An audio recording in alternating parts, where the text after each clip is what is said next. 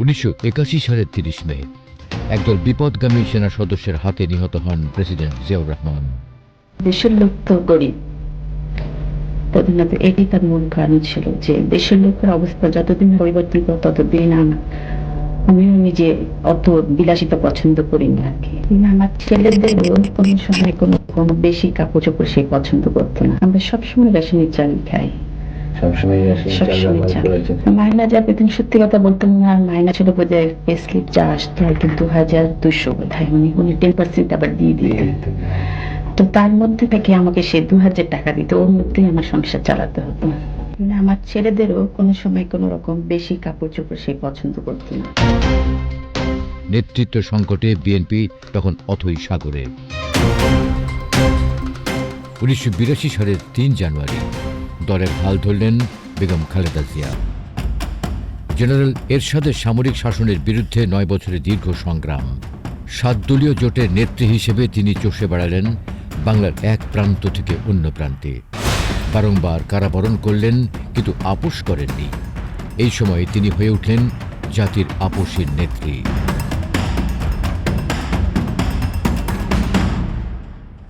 রাজনৈতিক জীবনের প্রায় সমস্ত অংশটাই তিনি গণতন্ত্রের জন্য সংগ্রাম করেছেন এবং গণতন্ত্রের মূল্যবোধগুলোকে প্রতিষ্ঠা করবার জন্য তিনি আজীবন কাজ করে গেছেন। 3 বার প্রধানমন্ত্রী হয়েছেন। যখন প্রধানমন্ত্রী হয়েছেন তখন গণতন্ত্রকে প্রাতিষ্ঠানিক রূপ দেওয়ার জন্য তিনি কাজ করেছেন।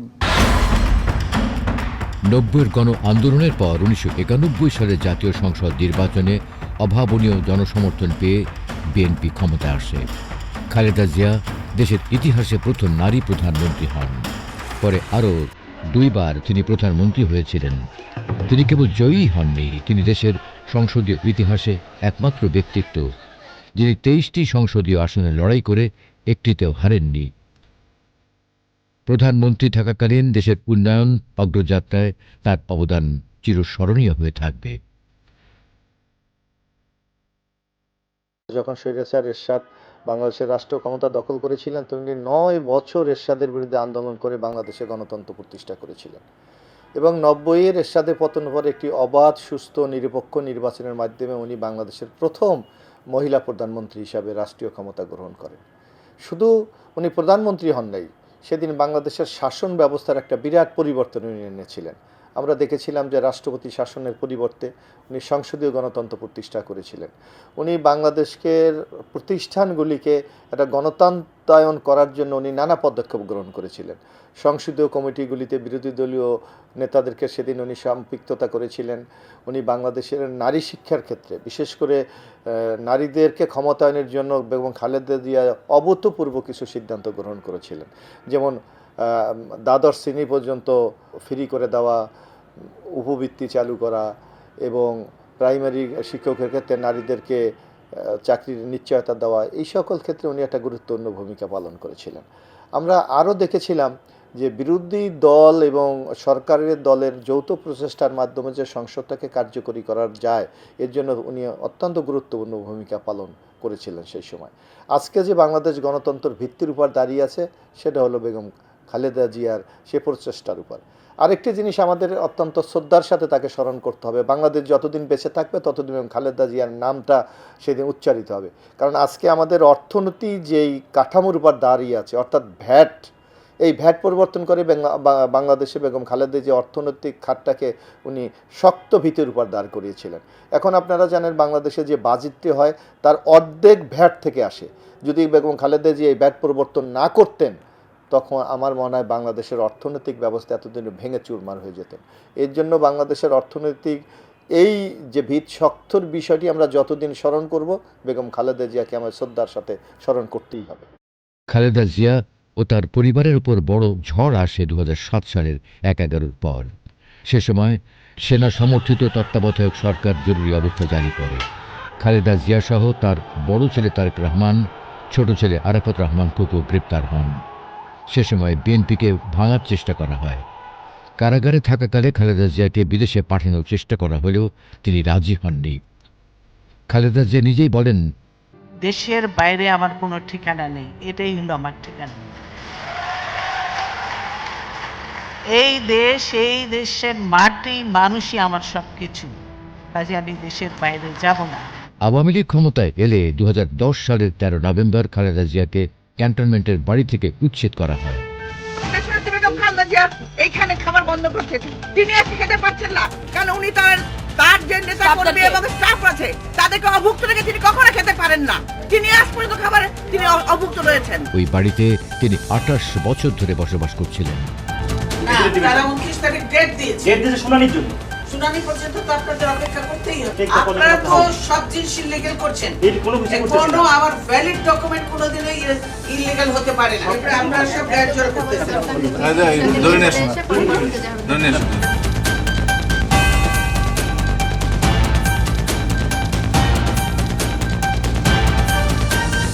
দরজা ভেঙে, আমার বেডরুমে দরজা ভেঙে রীতিমতো ট্রেনিং হিচড়ে তারা বের করেছে এবং এমনভাবে বলছে যে পুরুষ মানুষ এমনভাবে বলছে যে জোর করে ওনাকে উঠিয়ে নিয়ে আসেন, জোর করে দরকার হলে ওনাকে কোলে উঠিয়ে নিয়ে আসেন।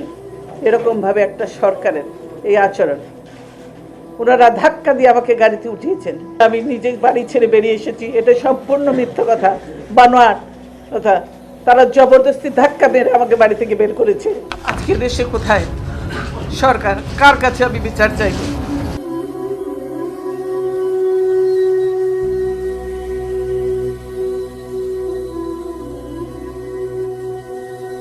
খালেদা জিয়া হয়েছেন গুলশানের ভাড়া বাসা ফিরোজায়। প্রতিজ্ঞা করেছিলাম যে ওই ক্যান্টনমেন্টে বসবাস করতে হবে না, যেদিন সময় পাবো বাইর করে দেবো।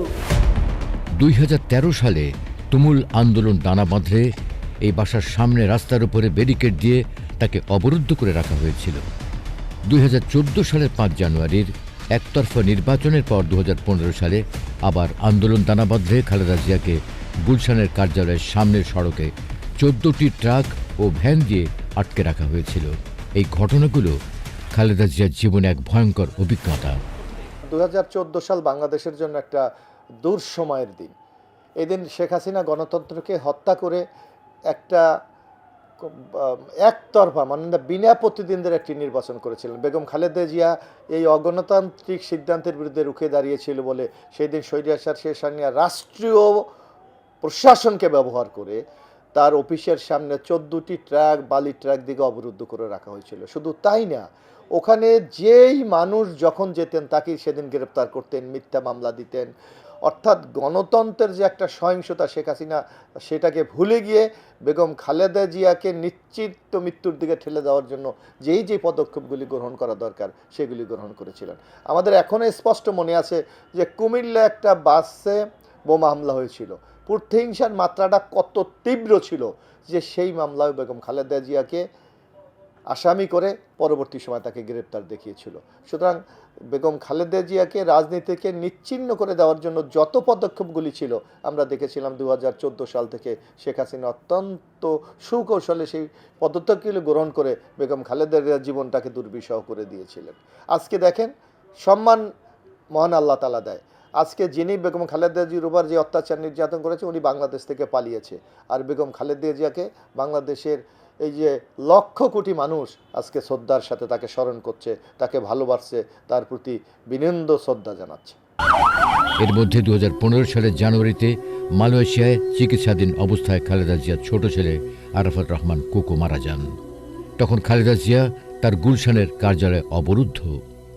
রাজনীতি তার কাছ থেকে অনেক কিছু কেড়ে নিয়েছে, হারিয়েছেন স্বামী, মা এবং আদরের ছোট সন্তানকে। তবু চরম সংকটের সময়েও খালেদা জিয়া আস্থা রেখেছিলেন দেশবাসীর উপর। শেষ জীবনে এসে তিনি কেবল একটি দলের নেতা নন, দলমত নির্বিশেষে এক অনন্য শ্রদ্ধার এবং দেশ ও নেতৃত্বে পরিণত হয়েছিলেন তিনি। বেগম খালেদা জিয়া বাংলাদেশের ইতিহাসে এক অবিনশ্বর নাম।